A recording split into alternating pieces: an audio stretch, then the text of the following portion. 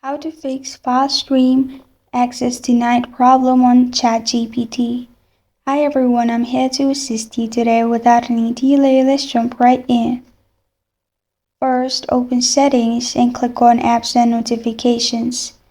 After you click on it, simply click on ChatGPT in here. Then you will find this kind of screen pop up. Simply click on Storage and Cache in here, which is the third option. After that, simply click on Clear Cache at the top. After you've done that, go back from here. After you go back from here to the Recent page, you will find Permissions. Click on Permissions. In Permissions, you will find Files and Media. Click on Files and Media. After that, make sure Dot is in Allow Access to Media Only. After you have done that, go back from here.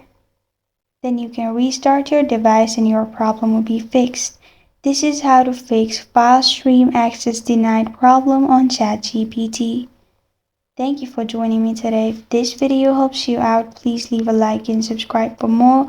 Got a question or want to suggest a topic? Comment below. Thank you for watching.